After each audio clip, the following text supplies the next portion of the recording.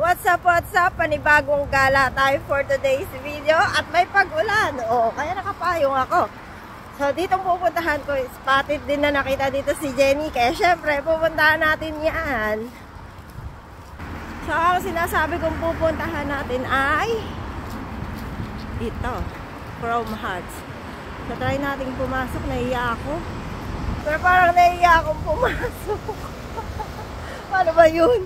Pwede ba yun? Nahiya akong pumasok. Diyos ko, mahihain na ako. Saglit lang ha. Bubuelo lang ako at papasukin ko yung Chrome Hearts. At eto ang labas ng Chrome Hearts. Medyo papasok siya pero ang ganda ng harapan niya. Tignan nyo. So, pumasok ako dun sa Chrome Hearts. Yan, pumasok ako dyan. Kita ba? Kasi naulan. Yan. Pumasok ako dyan. Pero video is not allowed. So, hindi po pwede mag-video doon. So, kalimitan kasi nagpapaalam ako kung pwedeng mag-video. Pero pag sinabi nilang hindi ako nagbi-video kasi nakakaya pag masita ka. Kaya, yon, tinignan ko na lang kung anong meron doon. So, kuwento ko na lang kayo. May mga jewelries doon.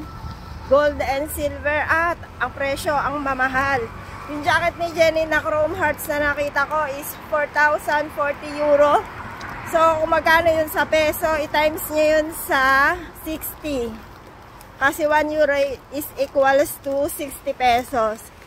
Tapos yung may nagustuhan akong jacket, 4,900. Diyos me, yung marimar. Magkano na yun sa euro ha? Hindi magkano na yun sa peso? Hanggang window shopping lang tayo doon. Nakaka-allergic pumasok sa mga ganung store. Hindi, bukod sa mahal ang presyo, marami pinagbabawal. So, bawal ka mag-video pag mga ganyan na kamahal na store. Tignan nyo yung sayang hindi masyadong nakikita. Ayan, umuulan kasi.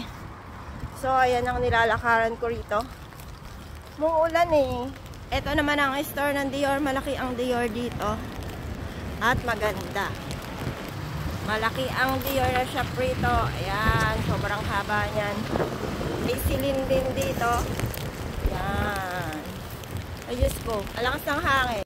Alam ko dito din yung silin na pinuntahan ni Jenny. Dito lang yun malapit. Pero nakalimutan ko kasi kung saan. Medyo tinatamad akong hanapin kasi nga naulan. Magagala na lang ulit ako pagka hindi na umuulan. Tinatamad ako pag ganitong naulan. Kasi nakakabasa. Siyempre, may ulan. So guys, sa amin na ako. Ako talaga ang third party sa Jenlisa. So sa likod ko, nandyan yung photobooth na pinuntahan ko dati at binalikan ko para mag-picture-picture doon kasi puro picture ni Jenny at ni Lisa sa photobooth yung nakikita ko. At syempre, third party tayo dyan. Hindi tayo papayag na hindi tayo kasali dyan. Pero bago yon, kailangan ko mahanap ng bulaklak kasi wala akong bulaklak. Nakabulaklak sila. Dapat makahanap ako ng bulaklak. Saan kaya ako makakadekod ng bulaklak dito? Wala bang burol dito para makadekod ng bulaklak? So habang mahaba ang pila, kita nyo naman ang haba ng pila. No? Habang mahaba ang pila, maghahanap ako ng bulaklak. Grabe, pila-pila. Nung nagpunta ako dyan, nakapila-pila kung nga lang ang tao. Ngayon naman, pila-pila. Ba't kaya gano'n? Siguro kasi dati, sarado na kasi yan, kaya wala nakapila. Ay, ito may bulaklak. Ayan. Pwede ko kaya dekwatin tong rose na to. Magpaalam ako. Tas ito. Ay. Magpapaalam ako kung pwede kong dekwatin yung rose. Pinaalam ko kung pwede kong kunin yung bulaklak. Kaso, doon daw yun sa may-ari ng building. Yung pinagpaalaman ko, may-ari ng tinapayan. So, kailangan ko maghanap ng kumpilas lang yan. Dinekwat ko na yan ang walang paapaalam. So, maghahanap ako ng tindahan ng bulaklak. Or, nang mapaghihinga ng bulaklak dito. Wala stick kasi, walang burol. Kung may burol lang sana. So, ipakita ko yung nilalakaran ko para makagala-gala kayo. Kung may burol lang sana, di sana libre na ang bulaklak. Kaso walang burol. Ipakita ko sa inyo yung nilalakaran ko ha. Malayo-layo na yung nilalakaran ko. Papunta na yata ang impyerno to. Sobrang layo. Wala pa rin ako nakikitang tindahan ng bulaklak. Manda lang sa akin yung bulaklak na yun mamaya. Pagabi na naman at wala pa ako nahanap na bulaklak. Lintik. Mapagsasarahan na naman yata ako ng photobooth na yun. Lintik na yun. Ay, ang kita. Wala, magala-gala na lang tayo. Makakahanap din ako ng bulaklak. So guys, nakahanap na ako ng flowers. 2 euro. Pink flowers naman ako. Red and yellow sila. Ako pink flowers. Tignan niyo yung flowers siya. Wow! It's so cute. So tara. At mag-picture na. At meron na akong flowers. So panindigan ko na ang pagiging third party. Napagastos ako ng 2 euro dahil sa Bulaklak Lintek. Nahiya kasi ako mamitas ng bulaklak dito imbis na libre lang. Pink flowers is my favorite color. Pink. So kaya okay lang nabilin ko kasi pink naman siya. Kaya tara na at pwede na tayong bumanat ng picturean doon.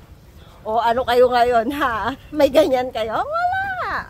Mga nagsasabi sa akin na pumila ako sa likod nila. Parang kayo dapat ang pumila sa likod ko. Kasi nakita niyo ba yan? Pumapangalawa na ako kay Lisa. Ha? Magpipicture ako doon sa pinagpicturean nila. Oh. Eh di ba, may bulaklak pa ako. Kayo, meron ba? Hindi, joke lang. So, nandito na ako sa loob at magpipicture na ako. 6 euro yung bayad dito. 6 euro.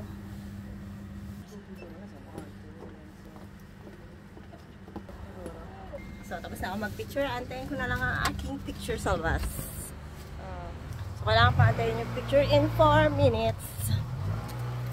And here is my picture. Oh, ha?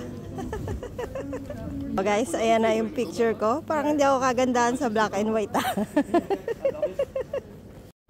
Oh, ha? Kita nyo ba yan? Kita nyo ba yan? Ha? Sa mga nagsasabing pumila daw ako sa likod nila, parang kayo talaga dapat ang pumila sa likod ko. Ito na ang third party sa Jen Lisa. Char! O, sige na. Dito na nagtapos ang aking video for today. See you again sa aking next video.